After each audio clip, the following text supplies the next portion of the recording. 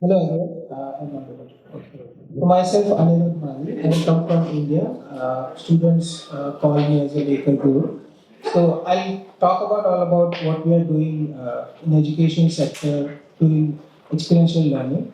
So we have a maker space. We call it an academic maker space, and what we do is we try to shift the way classroom teaching happen. Basically, we are transforming the classroom teaching. We are replacing the classroom through hands-on learning, and we have been doing this thing for last 6 years. So this is all about how the lab looks like and what activities we are doing. So we have 4 years undergrad programs and 2 year postgrad programs. We teach students, all these undergrad students, through hands-on engagement. And so the semester one students, they are encouraged to learn different techniques, rapid prototyping techniques through this lab. Then we have this sprint workshop. Basically, these are 2 hours to 200 hours of learning workshop. You can compare it with FAB academic programs as well. Then we have short courses, summer research fellowship, and of course we have some socio-economic activities for the underprivileged students and school kids. This slide shows about the experiential learning. So as I mentioned, the first semester students who are going through the different rapid prototyping techniques. Then I offer full semester research programs where I offer them a real life problem statement. For example, there is some sanitation issues in the campus, and students are supposed to resolve this through maker spaces. So this picture shows about the payload to rowing a rower. So in case of some natural disaster or some natural calamities where human cannot reach. So these two students, this one is from a mechanical, this is from a chemical engineering. They both as a team developed this payload towing robot, which is functional, and this happened in within 80 hours of this activity. So we provide all the resources required, and the third picture shows is about a 6 week summer program, which we have each year during the summer time, where we invite international faculties and we invite 30 different students from different part of India. They are supposed to work on a single idea as a team of 10, which can be patentable in India and of course in USA. This entire activity happened in 6 weeks.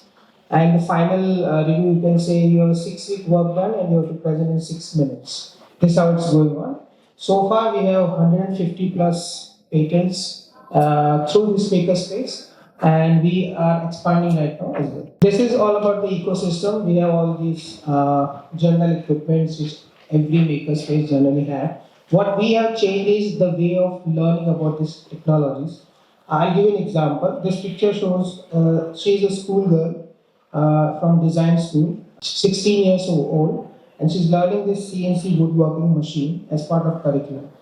And she's supposed to going for some foreign Cambridge universities for some design programs. So that's what we are trying to connect the gap between conventional method of learning and then hands-on learning. Now, the whole idea of having such makerspace is through academic integration. How we can indulge makerspace activities not just for skill building, but the way of academia can adopt it. So this slide shows about the same thing. We have embedded curriculum, let's say. So we have transformed 16 regular courses, undergrad courses, from robotics, from mechatronics, control systems, sustainability, design, etc. And to teach through this makerspace. Then we have school programs for school kids, and the first semester program, design, innovation, and prototyping. Then the third one, as part of this design, innovation, prototyping, each semester there are 400, approximately 400 students who are graduated through this program. And the last one is something student exchange programs. So we are IIT Gandhinagar, but there are other non-engineering and non-IIT colleges. So we invite students from that college to be part of this makerspace and do the research program. Yeah. Now, what about the impact and outcome? As I mentioned earlier in the previous slides, so we have been fortunate and able to train 4,000 plus students so far through this hands-on experiential learning. Then there are, we also focus on girls and women in maker spaces. So through our summer research program, we help So you can see this picture. This girl coming from east northern part of India, and she was part of summer research. She made this pneumatic glove for paralysis patient rehabilitation purposes. And this costs around almost less than $100. So when a student joins this makerspace, they have no idea about any technology, they have no idea how 3D printer works, and there is a hesitation. They always fear like, okay, how am I going to turn on this machine? What will happen next? So this program and this makerspace enable them to remove this hesitation, anxiety, and then they are able to make functional prototype mostly equivalent to industry standard. These two pictures again show the recognition. So you can see this. This is a drone. So currently it's ongoing project. So there are 6 students. You can see 4. 2 are absent. These students are from different background, different engineering disciplines. What we are doing is we are using carbon fiber pipes and we are building a firefighting drone, which can be low cost as much as we can possible. If you want to buy this from a foreign company, costs around $25,000 something. We are trying to bring it down the cost less than $5,000. And this is a frame. We call it a frameless design. We haven't used any more fixtures to fix this frame. We glue it and we use morely mechanical glues, no more screws. The second picture shows about the something we have tried last summer about the developing a page sensor. So generally, for any vital body parameters or some disease detection, we use invasive methods, invasive tools and all. We have 3D printed a page sensor using a resin printer. We applied some conductive inks and we do this experiment. It was successful. The student is coming from a biomedical engineering background. He also did not know about 3D printing and all, but this has been done successfully. This both projects have been recognized on national competitions, and now we are planning to file a patent for that. Yeah, apart from academia, we also work with industry and startups a lot. Industry come up with we have industry research collaboration programs where industry come with their problem statements. For example, there is a chemical manufacturer. They want some Teflon coating, and they want to automation of their coating process. So we help them through our industry research collaboration program where we hire students. The students work as an intern under my supervision and other faculties, and they are able to resolve their problems. Then we also help startups for their rapid prototyping of products and their product design and validation. And the third one shows, again, we always focus and foster girls, more and more number of girls and women in makerspace. This picture shows about there are 2 girls. They have designed a breastfeeding device which can basically a retrofit. It can goes inside your pocket. So the women who are working professionals and they have to feed their babies.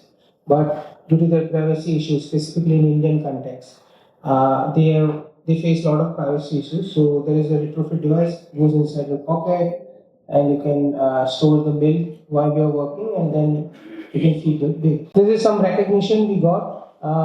Recently, we have organized India's first academic makerspace summit, where 150 plus participants we have received. We raised all the funds from industry, not a penny from the government. And yeah, we also won silver medal for our experiential learning programs. This is again the second best prize of our national level programs. Yeah. So doing academia, industry, we don't forget about the socio-economic stuff. So there are school kids, there are college students who never access of any specific labs in their life. So we conduct some kind of socio-economic activity. We work with NGOs, the local NGOs, who finance their workshop activities, and we teach the same basic stuff to them for their upskilling. And for last 2 years, we are also started. You can see the picture, women in 3D printing. So we have trained almost 150 plus girls under this initiative. Yeah, so this slide is just to summarize how the activities are going on, and what's the impact of this makerspace. Now we have on board 12 faculties across different countries who are engaging and working with us to strategize on how we can scale it up. After 6 years, now we are scaling up at the industry grade machines. So we're having a small manufacturing facility as part of this makerspace, which is going to be something new in India. None of the makerspace in India there are 100 plus makerspaces, but none of them have any industry standard machines. That's what we are changing the roadmap. We are bringing integrating industry with makerspace. This is the last slide. So it says like, okay, so you can see the smile of this girl. This girl coming from a south region, south, there's a state, Gujarat, from where I'm coming from. The south part of the state, there is no access of any computer technology or smart classroom so far. This girl, she never step out her village or never go outside, and even she can't understand English and Hindi. They were invited as part of the social economic workshop, and we teach them about the laser cutting and 3D printing. So you can see the smile, how she happy. That the program called the Deep Shala. Deep means spotlight. And the second, the picture is showing again the summer research program activity. All the students are coming from a different colleges and different backgrounds. Yeah, so all we about is creating an inclusive, more inclusive global maker spaces. That's it. Thank you.